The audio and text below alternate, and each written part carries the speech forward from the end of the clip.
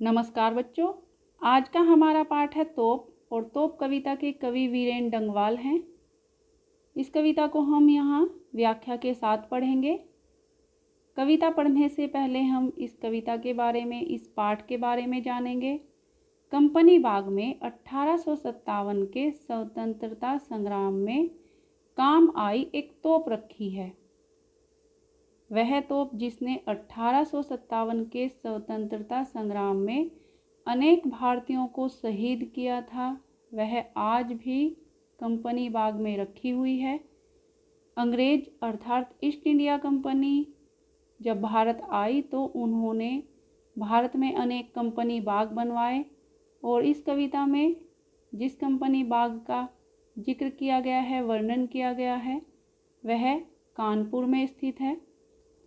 1857 का स्वतंत्रता संग्राम भारत की आज़ादी का पहला आंदोलन था जिसमें भारत के लोगों ने बढ़ चढ़कर भाग लिया था, क्योंकि जो भारत के लोग थे वह अंग्रेज़ों से मुक्ति चाहते थे और इस तोप को विरासत की तरह संभाल कर रखा जाता है।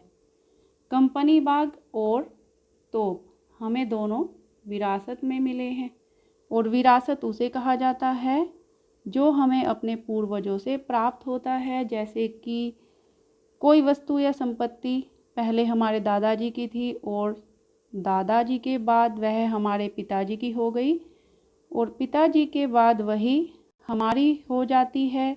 इसे ही विरासत कहा जाता है और विरासत में मिली चीज़ों को हम संभाल कर रखते हैं। उसी प्रकार तोप और कंपनी बाग की भी बड़ी संभाल की जाती है।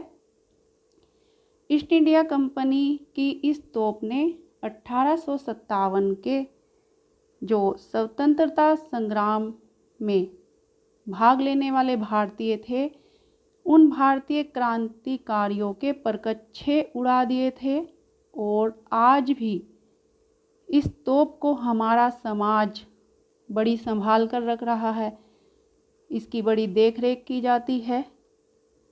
तो इससे पता चलता है कि हमारे देश की क्या उपलब्धि है और हमारे जो पूर्वज थे उनसे कब और क्या गलती हुई है, इससे इसकी जानकारी मिलती है।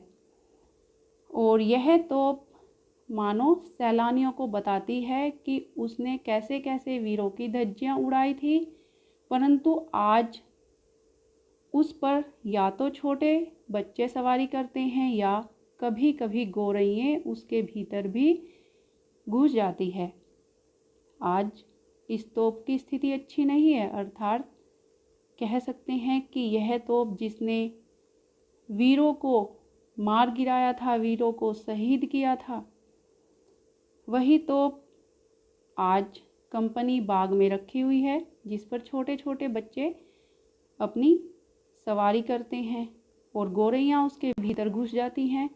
वे मानो बताती हैं कि तोप चाहे कितनी भी बड़ी हो, उसे एक ना एक दिन चुप होना ही पड़ता है, अर्थात एक ना एक दिन उसका मुंह बंद हो जाता है।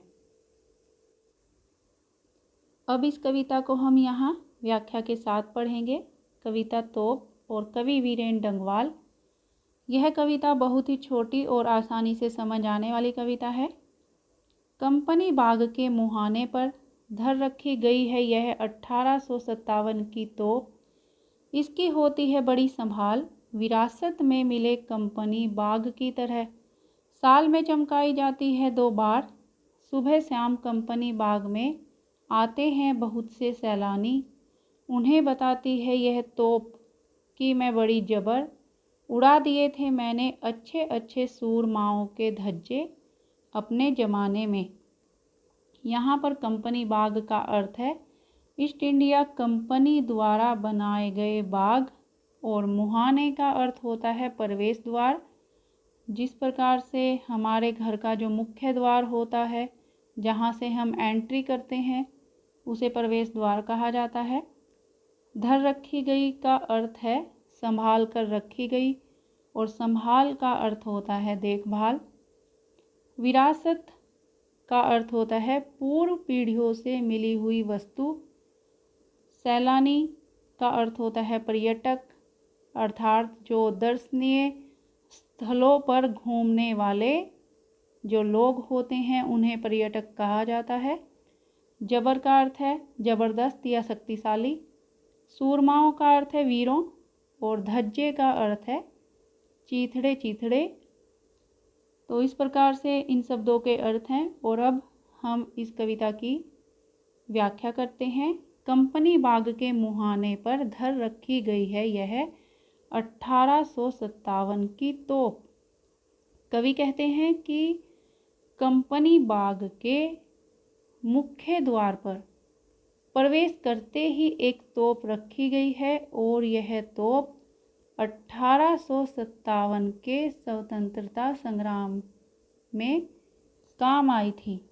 इसकी होती है बड़ी संभाल, विरासत में मिले कंपनी बाग की तरह। और इस तोप की बड़ी संभाल की जाती है, बड़ी देखभाल की जाती है। जिस प्रकार से कंपनी बाग की देखभाल की जाती है उसी प्रकार से इस तोप की भी देखभाल की जाती है। साल में चमकाई जाती है 2 बार और इस तोप को साल में 2 बार चमकाया जाता है, अर्थात इसकी साफ़ सफाई की जाती है, इसकी पॉलिश की जाती है। और वह 2 बार कब चमकाया जाता है? एक 26 जनवरी को और एक 15 अगस्त को, अर्थात गणतंत्र दिवस और स्वतंत्रता दिवस दोनों बार इसको चमकाया जाता है। इसकी देखभाल की जाती है बहुत अच्छी तरह से। सुबह शाम कंपनी बाग में आते हैं बहुत से सैलानी। उन्हें बताती है यह तोप कि मैं बड़ी जबर उड़ा दिए थे मैंने अच्छे अच्छे सूरमाओं के धज्जे अपने ज़माने में। और इस कंपनी बाग में सुबह और शाम बहुत से सैलानी, बहुत से पर्यटक घूमने के लिए आते हैं। और उन सैलानियों को मानो यह तोप बताती हो कि मैं बड़ी शक्तिशाली हूँ, क्योंकि मैंने अपने समय में बड़े बड़े सूरमाओं के अर्थात वीरों की धज्जियाँ उड़ा दी थी। तो क्या कहना चाहती है कि 1857 के स्वतंत्रता संग्राम में मैंने ज़बरदस्त कार्य किया था। तो इस प्रकार मानो तोप अपनी वीरता का परिचय देती है। तो इस प्रकार कवि ने यहाँ पर इस तोप का वर्णन किया है जो कंपनी बाग में रखी हुई है और जिसे देखने के लिए बहुत से सैलानी यहाँ पर आते हैं। अब तो बहरहाल छोटे लड़कों की घुड़सवारी से अगर यह फारिग हो तो उनके ऊपर बैठकर चिड़िया ही अक्सर करती हैं गपशप। कभी कभी शैतानी में ये इसके भीतर भी घुस जाती हैं, खासकर गोरैयें।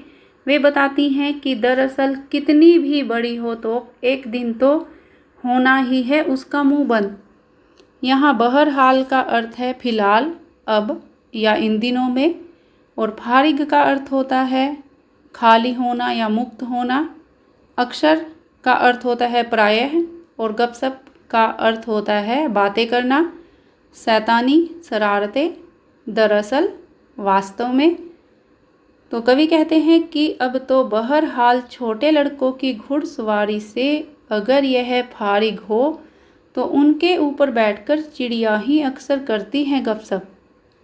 कवि कहते हैं कि पहले यह तोप कितनी भी ज़बरदस्त और विनाशकारी क्यों न रही हो, किंतु फिलहाल यह एक खिलौने की तरह काम आती है। इस पर बैठकर छोटे छोटे बच्चे घुड़सवारी का आनंद लेते हैं, और जब बच्चे ना हों तो अक्सर चिड़िया इस पर बैठकर गपशप करती हैं, बातें करती हैं।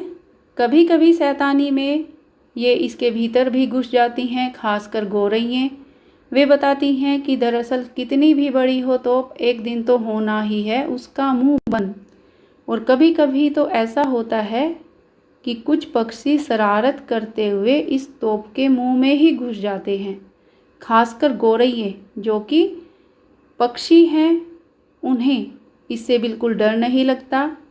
ये चिड़ियाँ, ये गौरैयें और शरारती बच्चे खेल कूद कर मानो यह बताते हों कि चाहे तोप कितनी भी बड़ी क्यों न हो, किंतु एक न एक दिन तो उसका मुंह बंद हो ही जाता है। कहने का तात्पर्य है कि यह तोप अब केवल प्रदर्शन की वस्तु रह गई है। लोग इसे देखने के लिए दूर दूर से आते हैं और किसी भी समस्या का हल तोप के पास, विनाश के पास या विध्वंस के पास नहीं होता। एक न एक दिन चाहे कितनी भी बड़ी तोप हो, उसका मुंह बंद हो ही जाता है। यह कविता यहीं पर समाप्त होती है। मैं विजयलक्ष्मी आशा करती हूँ कि यह कविता आपको समझ आई होगी। धन्यवाद।